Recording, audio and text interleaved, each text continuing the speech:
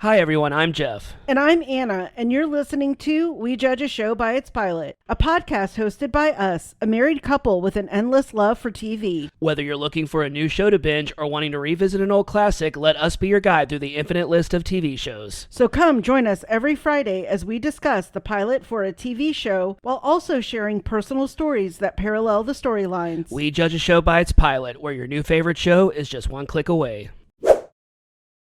Hello everyone, welcome back to our pod. Welcome, hello. Hi. How's it going? It's going pretty good. We just got home. We literally just got home. Yeah. We went and saw Fantastic Four, which was very good. The first steps, just to verify what year this is. Because there have been like three other Fantastic Four movies. So anyway, so we just went and saw Fantastic Four, and then we got some Indian cuisine, which was delicious. Took leftovers home for lunch and dinner tomorrow. Hell yeah. So I think that this is going to be the first episode of the month. I know we already recorded an episode, but I'm pretty sure I'm doing this one first. Unplanned, because the episode that we recorded last night went on for a very long time, and there are things that I'm going to have to cut, and there are things that I'm going to have to it's going to take me a minute to edit that one. Oh, okay. Because we talked for about an hour and 15 minutes. Dang. And we said a lot of things, and so I mean, not like super bad. No. But we were talking about some sensitive things. We accidentally said some names. We accidentally said some things that nothing like offensive or anything. It was just we just said a little too much, and when we were telling our personal stories that were about other people. So yeah, no, it's nothing bad. It's probably just, actually not anyone that's listening to this pod, no. But we still want to take the names out. Yes, and also it was just a loaded episode. It was a lot of fun. It was a great episode. Oh, yeah. But we talked a lot. All right, so this is going to be the first episode you're going to hear. So welcome to August, even though you're going to hear that on the other episode. Welcome to August. It is we are doing TV shows with colors in the title, and TV in color is what I called it. But then you informed me that it was related to starting school, and the first things you learn are colors. Didn't even think about that. Yep. But yeah, so we are starting this off with a show that I didn't realize it ended not that long ago. It's a show called Blackish. Yeah. And I mean, it was one of the biggest sitcoms. It came out luckily it came out and it ended right when the American sitcom was in its heyday and then about to die out. So I think they went out in a blaze of glory. Yeah. Yeah, the show's really popular. I didn't realize how popular it was until I looked more into it, but I just didn't watch a lot of network TV, so during this era, I was watching a lot of streaming stuff, so a lot of network stuff kind of went over my head, which is what I've discovered doing this podcast, is that a lot of very popular network television shows I never really watched, just because I didn't have cable, I wasn't watching it, and I was watching streaming stuff. Yeah. Anyway, so neither one of us had ever seen the show before. Nope, hadn't seen it. I've actually seen a lot of ads for it. It always comes up in reels and stuff.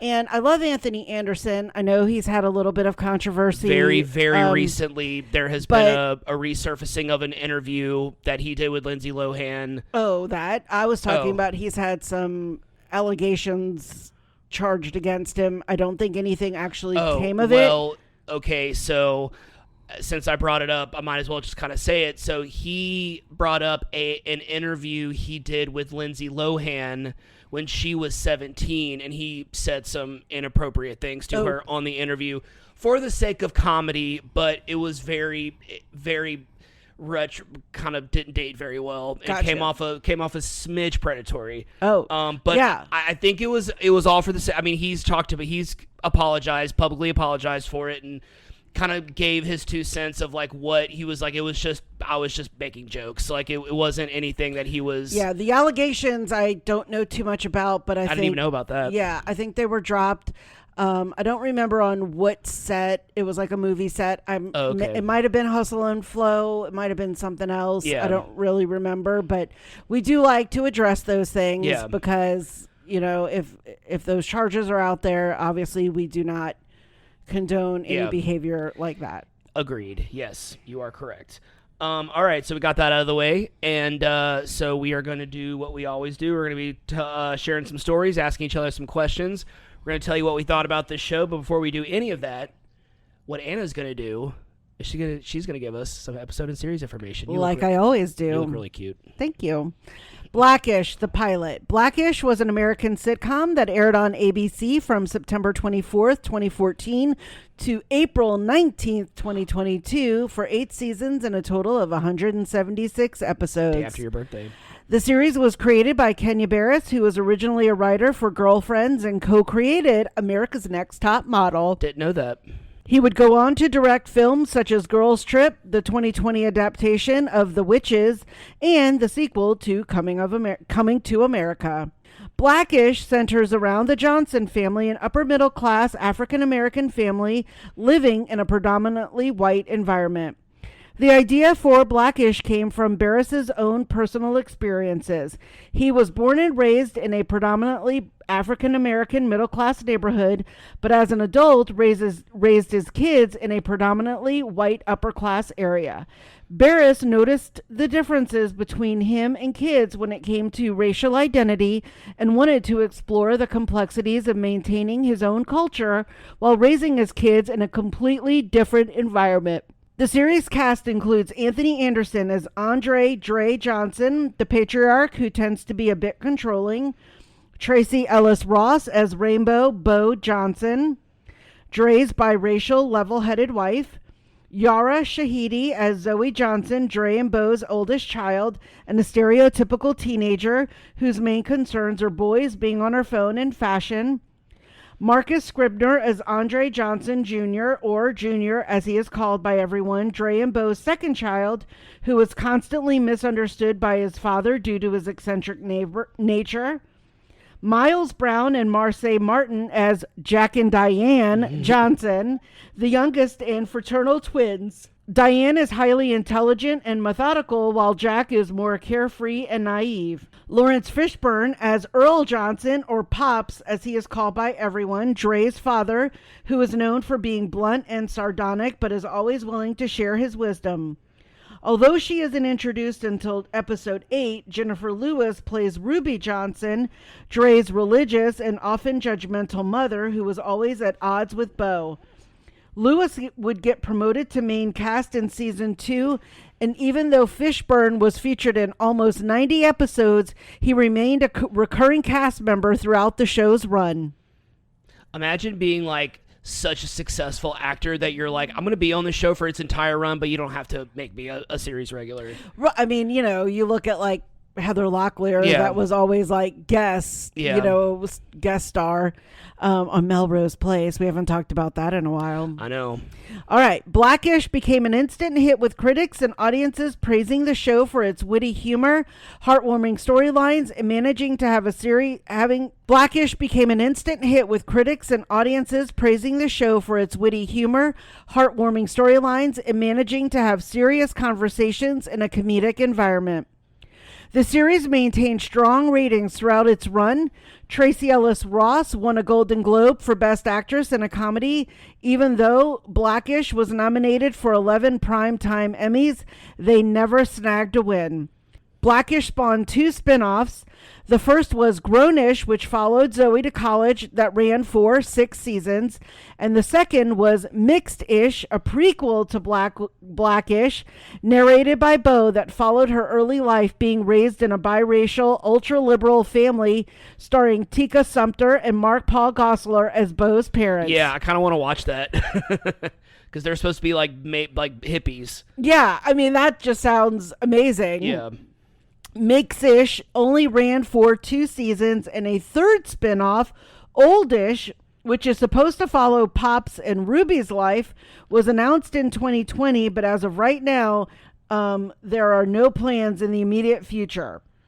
You can currently watch all of Blackish on Hulu and Disney Plus, as well as Grownish and Mixed-ish. Yeah, so the Mixed-ish clips have been on my reels lately. Oh, okay. I was kind of like, what is this? And then I heard, I was like, that sounds like Tracy Ellis Ross. Because I follow her on Instagram, and she's doing right now. She's filming. I think it's a reality show. It's called Traveling Solo or Solo Traveling, and she's like, that's kind of her shtick right now. Is she's like she's.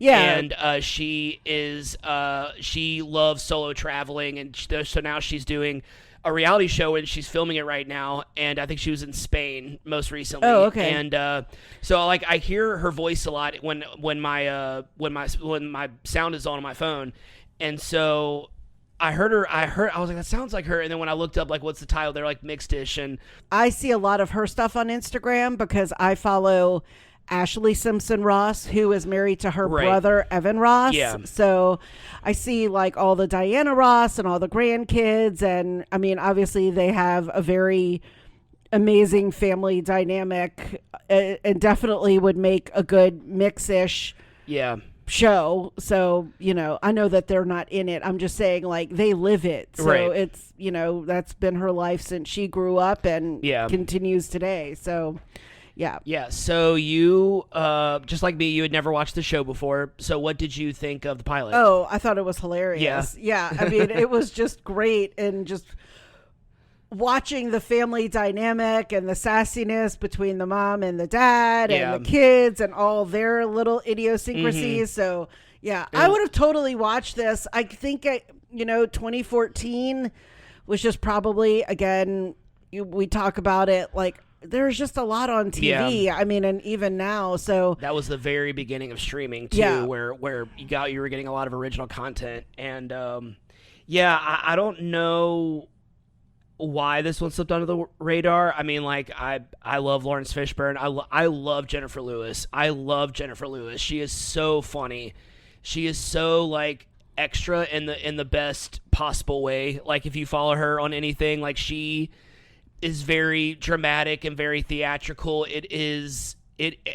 Probably being around her is a blast, I have to say. Like, she just seems like a good time. And then, of course, Tracy Ellis Ross is awesome, and the kids are all so good. And I love Miles Brown. He was little Louis Armstrong in the episode of Drunk History, and he's super cute. He is. He's very cute. And then the other twin, the daughter, she was in Little, the one where she I think it's Taraji P. Henson and Issa Rae, and she like becomes a kid again. Yes, which is a really funny movie. And I think like I think the little girl even like was a producer for it too. Oh, like, wow. She's a little bit of a little impressive mogul coming up. I loved it. So I had to rewatch the episode in order to type out the plot summary so I could write it in my own words. I just feel like I read them better when I just type it myself. Also, kind of the memory of typing it out helps me out. But I rewatched it while you were out of town so I could type up the plot summary, and I was just like, I would definitely hit next episode. I would definitely keep watching, just because, I mean, like, it's so easy with sitcoms. I know we talk about this all the time, but like, it's so easy with sitcoms. It's 22 minutes. It's just funny. I know you can clear a season of a sitcom, a 22 episode season, because I did it overnight with Scrubs back in the DVD watching days. So like it's possible to kind of clear this show out in like a couple of weeks if you're a real binger. But I just thought it was so cute. I thought it's the other show that's coming out later this month that we already recorded. I kind of talked about how a lot of times when you watch a pilot, especially like a sitcom or a comedy, you can kind of feel the, like, okay, everyone's trying to figure out what this show is right now. It's kind of like when we watched Big Bang Theory. It was like, okay, it had really funny moments, but there wasn't like an established dynamic yet. Everyone was still trying to figure out their characters, and you definitely see that in The Office and Parks and Rec and a lot of those situational comedies. But I use Brooklyn Nine-Nine as the example, but I feel like we can also use Blackish as the example of, like, first episode, everyone is so natural with each other. Everyone has such great chemistry. The writing is just so fast and smart, and so, I mean, just like they got it. I mean, like, they just understood, like the kids say, they understood the assignment. Yeah. And they came in, very natural Lawrence Fishburne's kind of commentary about, his grandkids and his son is very funny, and the dynamic between everyone is they feel like a real family. They feel like they feel like they know each other, and they feel like it was very believable that this was all like their life. Right. Yeah. And of course, I know I'm going to talk about him as an actor, not him in a personal way. I don't know how people feel about Anthony Anderson nowadays, so I'm not going to speak on him on a personal level because I don't know him, but I also don't know anything about his personal life other than the things we just talked about. So I'll just kind of say him as an actor. He's so funny. He has such great chemistry with Tracy Ellis Ross. They really feel like that they're married, and you can tell that there's, trust between them and that they have great chemistry, and same with the kids.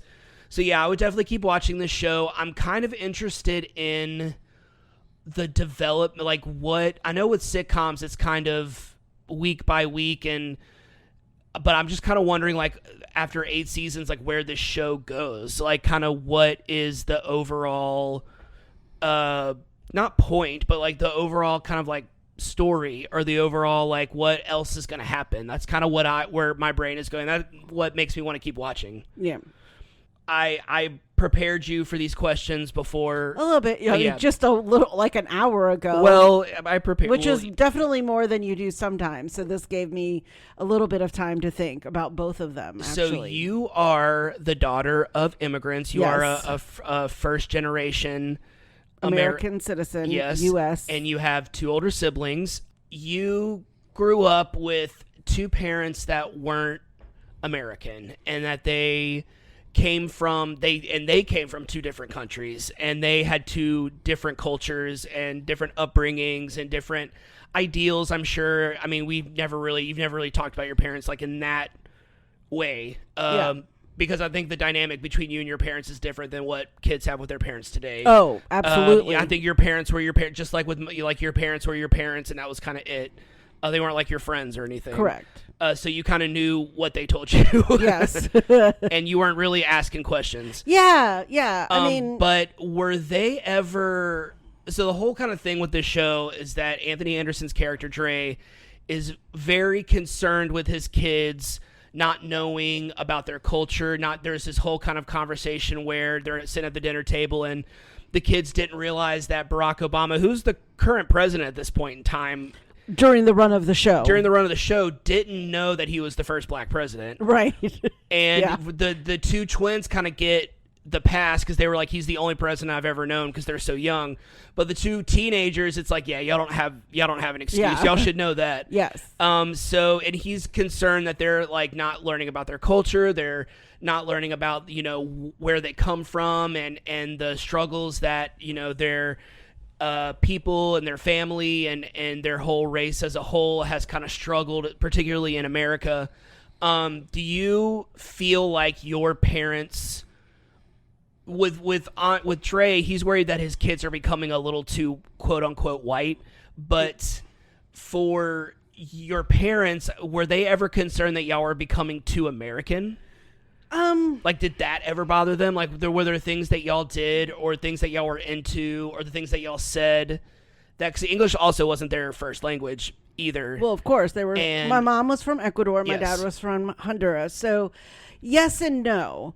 So early on, my parents, when my brother was born, spoke only English. I mean, scratch that, spoke only Spanish to him. Okay. So when he started kindergarten, he struggled because he didn't know English. Oh, okay. And so when I think my sister and I came along, they were like, well, we're in America. We obviously need to teach them English. Yeah. My brother obviously knows English now. They worked with him, and he, was fine.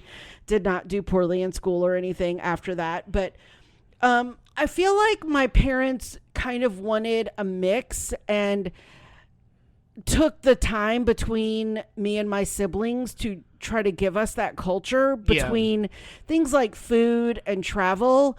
But they also knew we were in the United States. So they did want us to have this culture. So I can talk a little bit about that too. So like, we definitely ate Latin, Central America, South American food. Yeah. I was, we were, given things like tortillas and rice and beans and arepas and tamales and they were Honduran tamales, not the ones like you get at like Manuel's tamales with like they're like little corn husks around them. Every culture has their own version of a tamale. I traveled to Honduras in 1980. I traveled to Ecuador in 1983. My brother went, I want to say like 76 or so. Might have been 75 to Honduras. My sister never went to either country. She rebelled and did not want to go. That was her choice. My parents allowed her to make that choice. I wanted to go, although both of the trips were a little traumatic for me for a couple of different reasons. But I loved going. Yeah. I loved seeing that. My parents, I will also say, particularly, I think my mom, although she loved you dearly, I think us growing up, I think she would have preferred us to marry someone in the Latin descent or heritage. But that didn't matter with you because she adored you. Yeah. Yeah. So I feel like, yes, she wanted us to know our culture, but on the flip side, obviously she knew we were here in the United States. So we learned a lot about our country. Like I've talked about before, we traveled all over the United States to learn about different states, different cultures, other things that I think that I really, for me personally, I can't speak for my siblings.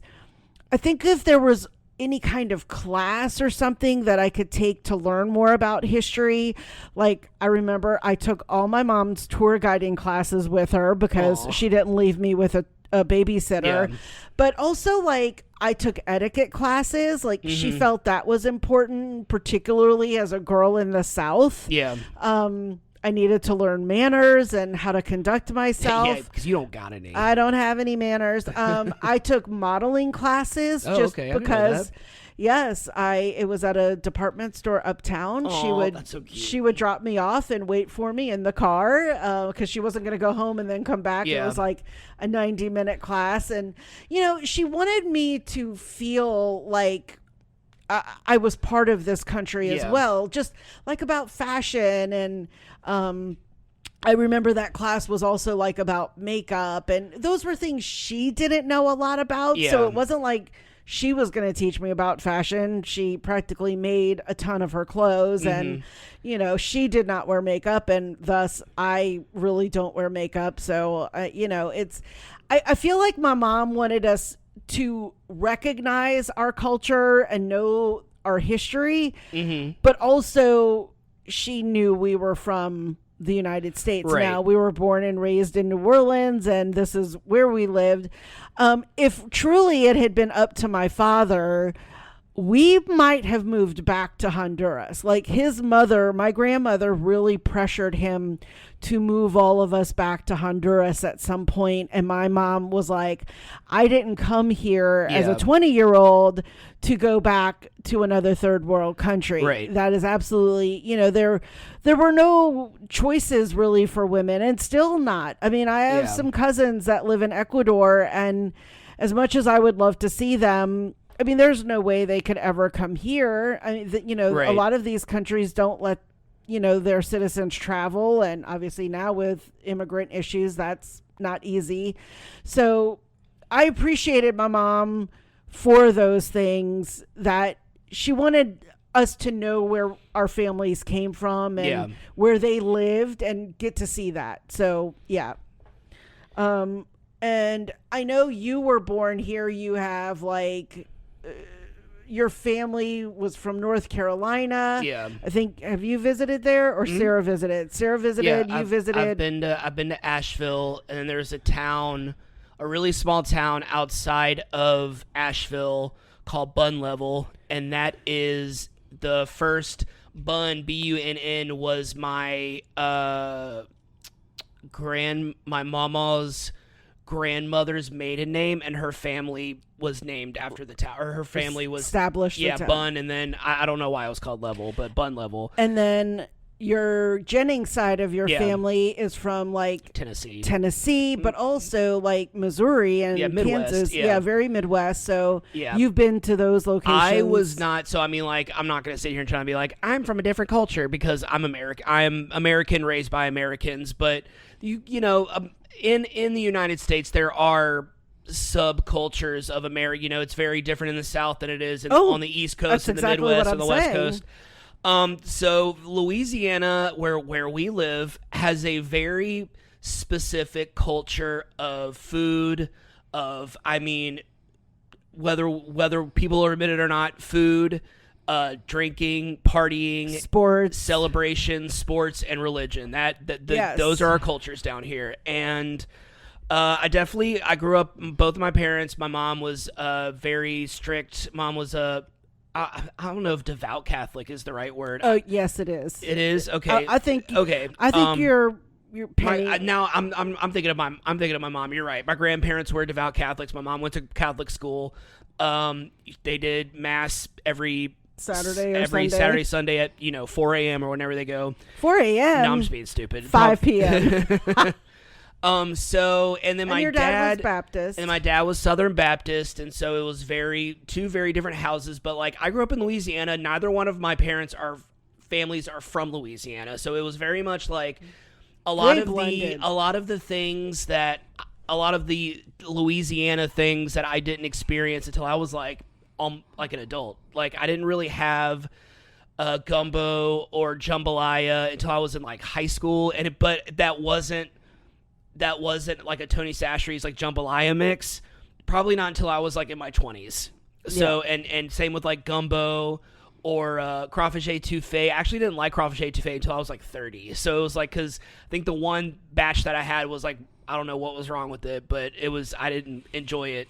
I'm not a big fan of parades. I don't really. Yeah, that's funny. You're not like dying to go to a football game on Saturday or Sunday. I could give two fucks about football. Like I'm definitely was. You're not a hunter. No, I'm not a hunter or a fisher. I do not hunter. Enunciate. You've got to enunciate. I don't own a truck. I don't wear camo. I don't, and not that that's like exclusively a Louisiana thing, but yeah, I mean, like, I was not raised by, I would say, Southern, because even though my dad is from North Carolina, most of his family is from the Midwest, from Missouri, and I think some other parts, but it's my papa that was from North Carolina. Gotcha. Or it was, no, the other way. My mama was from North Carolina, my papa was from the Midwest, and so the bulk of my family's from the Midwest, and yeah, so I mean, like, it's not on the same level, but it's it's in the same area, I guess, of kind of just growing up in a different home compared to other people around me. That's true. Like, it was kind of, I was not raised in this typical like Louisiana home. So and it's really true, because I mean, even though you say that as well, we did not really have gumbo and crawfish étouffée.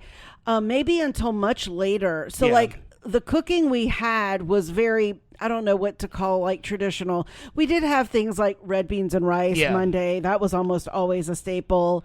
I'd had red beans and rice. We had like pot roast and pork chops, very Southern food, but not very Louisiana-esque food. Right. I actually did not attend a crawfish boil until college. Yeah. And that was because like the campus activities board was putting one on. Yeah, I didn't, if I'd gone to one, I didn't like eat anything. I would just eat like the potatoes and the corn. Yeah. I don't think I really had crawfish until I was in like my 20s maybe, or something like that. It was probably around the same age. So that's as kind you of were. interesting about the food situation, but because I did not grow up eating Louisiana. We were a baked chicken, steak and roasted potatoes, literally steak and potatoes. Rice, that was the main gravy. thing. The main thing that my mom would make was she would make steaks, because my mom loves steak. She loves pot roast and twice-baked pot roast, twice-baked potatoes.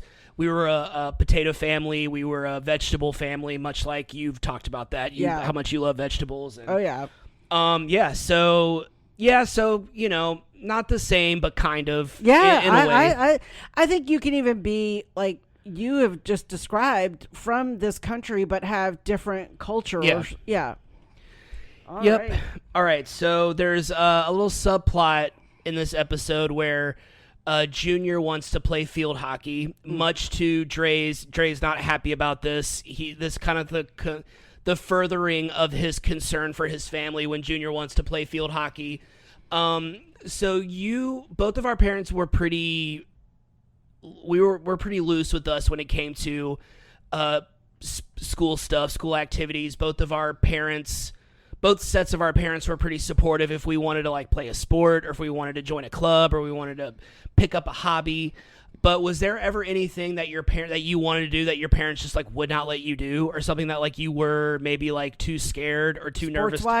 Sports wise, school activity wise, hobby wise. So two things. Okay. So I played, gosh, this was back when it was way casual. Now I think sports for kids is a little crazy, but again, you do you with your kids.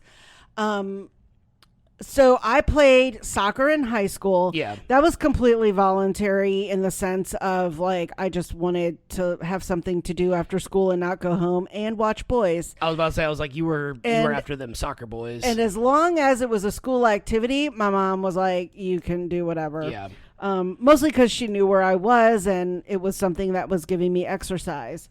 Now, I did play playground ball. So there was Norman Playground, the Plantation Athletic Club Playground, which was the Ritchie people. And then there was Bodinger.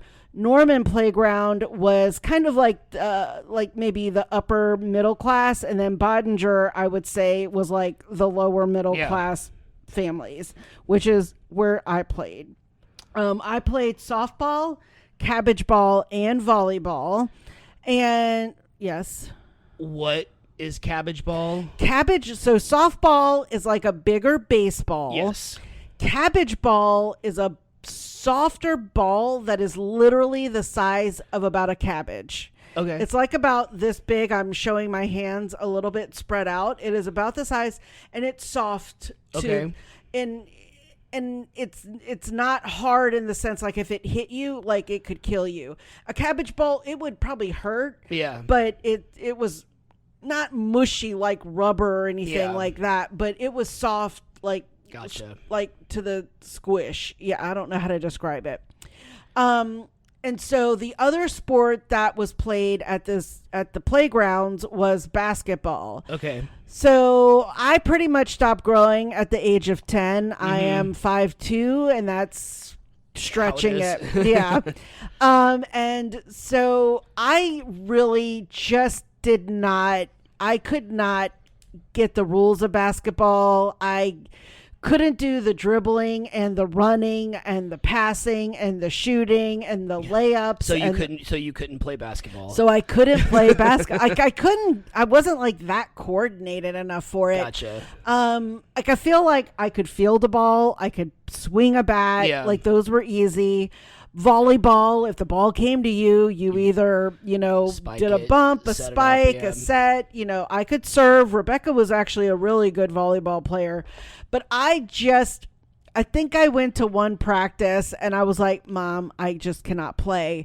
And she was just like, I really feel like you should play. And I was just like, it's just not good. I think she came to a practice to watch and just really saw how bad I was at it. And was just like, okay, you don't have Probably to play. Shouldn't, yeah. Because like at the playground leagues, like it was like girls that we just played together from about 5 until about the age of about 10 or 11.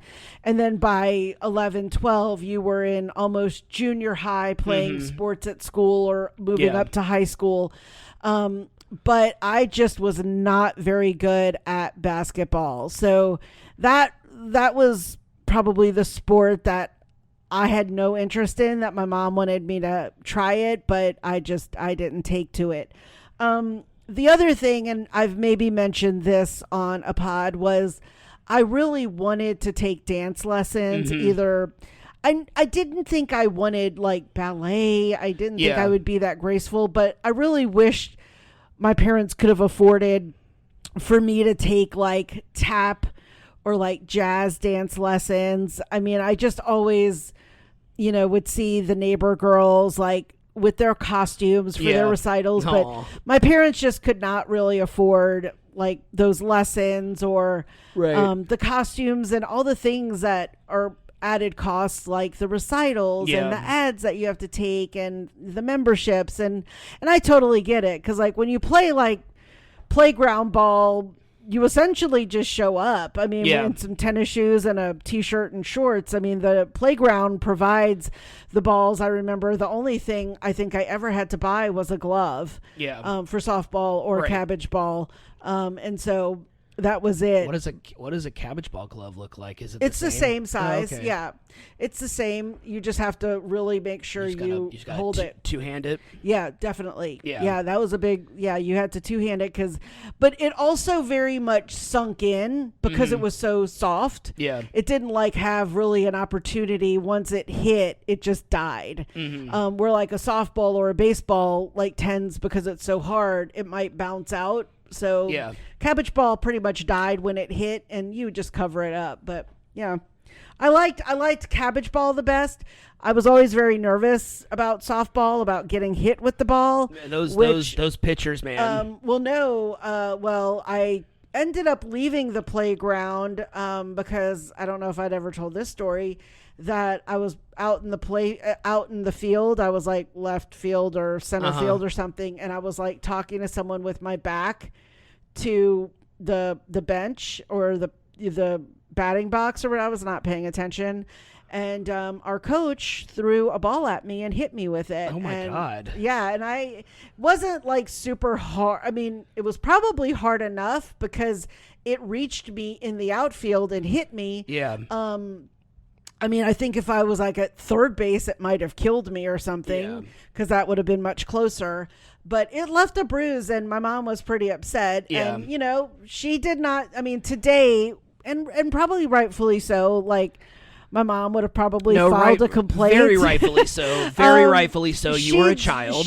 She was, I think I was like 11 or 12. Yeah, no, very rightfully so. Yeah. She just told them that we were done, and that my time was pretty much up, and that I had other activities to do, and didn't think that this was for me anymore. And she never really truly confronted him about it, and I think I was happy about that, because I think my time was up. I had played, for like 5 or 6 years. You were so over it. Yeah.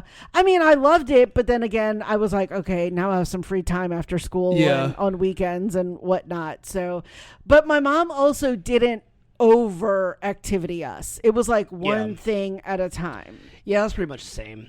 Yeah, that was pretty much the same for me. What about you? Was there a sport you wanted to try? So I wrote 3 things. So one wasn't a sport. It was like a school activity that I was too scared, that I always wanted to do, but I was too scared to. That was like, I always wanted to run for student council. Oh, okay. I always wanted to do that. I never did it because I was just like, I wasn't like that great of a student. And I mean, like, I know you always like to say you were popular. I wasn't like that popular. So it was you like, made the spring dance court in high school. Okay. At a humongous school. Okay. I don't think I would have won any student council, though, because we both know who my class president was. Well, I think it was if you were an athlete or a cheerleader, you won student council. Like, that was just kind of how it goes. Or it was like, and I don't want to say that you were bad in school, but it was usually the people that you thought were like of academic merit. Not in my school. Oh, it was the popular. It was the popular kids. Okay, gotcha. Yeah, and that was how it was at. No, that's not how. No, that's pretty much how it was at Parkview too. Yeah, it was just like the popular kids. It was like just. But I remember in 8th grade, I wanted to run for student council because my sister was running for she was senior class president. Yeah. And I wanted to run the same year as her to kind of ride on her coattails. And I was going to run for like vice president, I think, because one of my friends was running for president. I was like, oh, that'd be cool. And I remember like I filled out the application, and like it was my last year at Parkview, and I knew it was my last year at Parkview. So I was just kind of like, whatever, what do I have to lose? And like, I remember I submitted the application, and like I was all confident. And then maybe like a day or two later, I was like, there's no way I'm going to win. I was like, there's no way I'm going to win. I know you can make your argument that I was popular when I was in high school, but when I was in middle school, I was not popular. Well, right. I didn't know you were yeah. talking middle school because Yeah. I know that was a whole different. Yeah, I was not. like, I had friends and stuff, but like especially at that school where it's like there were the kids that went all 13 years together. And you did not. And I don't even know who won. I don't even remember who won that year. I don't even remember who our student council officers were. So I always wanted to do that, but I never really had the guts to do it. Even though I did theater and public speaking and stuff, none of that was scary to me. It was just, I think the reality of the responsibilities maybe was just something I didn't care about, and also I just knew I wasn't going to win. So I mean, like it was just kind of, I didn't even want to bother. And so sports wise, so my sister was in dance. She did dance for a very long time. I was about to say loved. I still love my sister, but when we were kids, I thought my sister was so cool, and I really looked up to her. And she did dance, and I thought that was so cool. And I remember going to one of her recital, and there were boys at the recital dancing. And so I was like, oh, I want to do dance with my sister. Like I think that's what And I remember asking my parents or telling my parents that that's what I wanted to do. And and now that you've said like it was expensive and the recitals, my parents, I think at the time I thought they said no because I was a boy, but that doesn't make any sense because they were so supportive of me being in theater. So like there was no like, oh, that's too feminine for you. They didn't have that idea.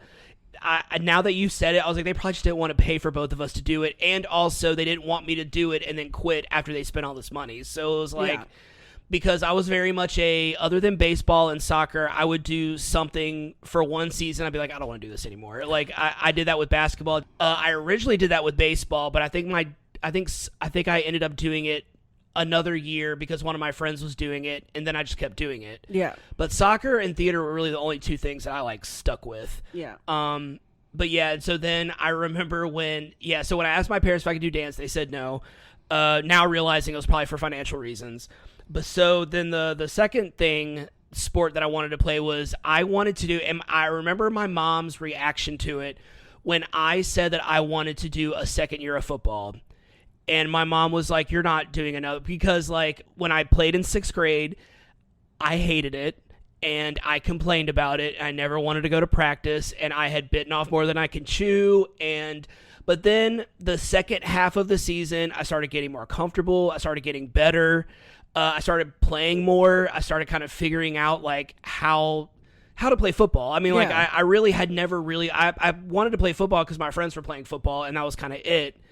And once I started playing well, I'm not going to say I was good, but I mean like once I started playing, I started getting more comfortable. I'm like, oh, I'm actually having a good time. And then we won the state championship. So it was just like, I wanted to play again. I mean, of course, I think the 7th and 8th grade team was like really bad at my school. 5th and 6th grade team, for some reason, we were like, I think we lost one game that season, and that was it. And then 7th and 8th grade. So when I went to 7th grade, my mom was like, you are not playing football. I was like, why not? She was just like, because you hated it. And she was like, and you were one of the older kids, and I was still smaller than everyone, but I was one of the older kids on the team, and I was still smaller than everyone. She's like, Jeff, you're going to be so much smaller than everybody. Like, I think that was her main concern, was my body getting torn into bits, I guess. She was just like, I mean, some of these boys are 14, 15 years old, and they're, like they're at other schools, they hold the kids back so they can be bigger. They can be bigger when they play football. Like some of these schools take their football very seriously, and as did my middle school, because it was a K through 12 school, so it was like really big into sports. And so my mom was like, "You're not playing football." And I remember being like so mad. But then I remember like maybe after like the first or second week when football started, and I saw my friends like. They're like, because it's, 7th and 8th grade, it's a different coach. It's a whole different ball game. It's kind of like one level up. They hated it because they were at the bottom they were the 7th graders. They were at the bottom of the totem pole. None of them were first string. Like, they were like, it sucks. And I was just like, okay, I'm glad I didn't do it. And I kept playing soccer. So I was just like, okay. But yeah, that's it. My parents pretty much let me try anything that I wanted to as long as I stuck with it. I think that's the only thing my parents really cared about, was that you didn't quit. And I don't think I ever. Yeah, my mom wouldn't let me. I don't think I ever quit anything. Started it. Yeah, and other than my job at Dixieland, and I've never really quit anything that abruptly. I always stuck through at least like 1 year. But yeah, when you said basketball, I was like, I did 1 year of basketball. I was like, I'm never doing this again. Oh yeah, I hated this. I hated it so much. I was good at free throws, and that's it. That was the only thing I was good at. All right, Blackish plot summary. Andre Dre Johnson wakes up in the morning to get ready for work. Dre is a lucky man. He is a successful advertising exec living in the upper-class suburbs of L.A. with his doctor wife, Rainbow or Bo. Their 4 kids, Zoe, Junior, and twins, Jack and Diane. I can't get over that. Oh, my God. Such a, like, obviously, like, our generation of names for twins. Plus Dre's dad, everyone calls him Pops. Dre came from humble beginnings, growing up in a working-class home in a rough neighborhood, but promised his parents and himself that he would graduate, go to college, become successful, and move out of that neighborhood. Dre admits that being a successful African-American in the United States can be a bit strange. Him and his family are often treated like oddities. Dre also admits that whenever black people become successful, they feel they must dial down their culture just to fit in, and it certainly has its drawbacks. Dre is excited that he's about to get promoted to senior vice president. Not only does that mean more money, but it will make him the first black man to ever have a senior VP position at his firm. Pop reminds him that he was originally offered a job at an all-black firm, and he'd be president by now had he worked there. Dre and Bo remind Pops that the firm pays him more, and Dre says it's more important to him that he breaks down barriers. Dre is dropping his son Junior off at school when he learns that Junior isn't trying out for the basketball team, but the boys' field hockey team, which he didn't even know that the boys had a field hockey team. But I'm pretty sure those those private schools have both. I mean, both, there is I know there are a lot of colleges that have lacrosse and stuff like that. That's the sport I was thinking of. All right. Even though Junior isn't that great at basketball, Dre is surprised and seems somewhat embarrassed for his son. Junior tells him that all his friends are playing and he doesn't want to feel left out, so he decided when in Rome. To which Dre quickly tells him, "You're not in Rome. You're not in Rome." I want to keep watching just for their dynamic. It's so funny. The kid that plays Junior is hilarious. I'm going to get to another line that he has that cracked me up both times we watched it. Dre really begins to fume when one of Junior's white friends calls him Andy instead of Andre or Junior. When he questions this to Junior, he tells his dad that it makes him more approachable. Dre interprets this as your classmates don't want you to be too black. Dre arrives at work and his mood quickly changes from bad to good. He tells us that there aren't a lot of black people at his job, so when one of them gets promoted, they all silently congratulate each other like it's a group accomplishment. Later at the company meeting, Dre is waiting for his promotion announcement. He is immediately deflated when he learns that he will be the senior VP of their new urban division. Dre interprets this as being put in charge of all the black stuff. Dre must give his first pitch for the urban division. His boss gives him some advice: show your swag and keep it real. Yeah, so he has to do a commercial. I think it's promoting Los Angeles, those visit Los Angeles, those cities that I know I remember they had one for New Orleans and John Goodman was in it. Yeah. And all the local celebs and stuff. Yeah, the show your swag and keep it real. I'm just like, good God.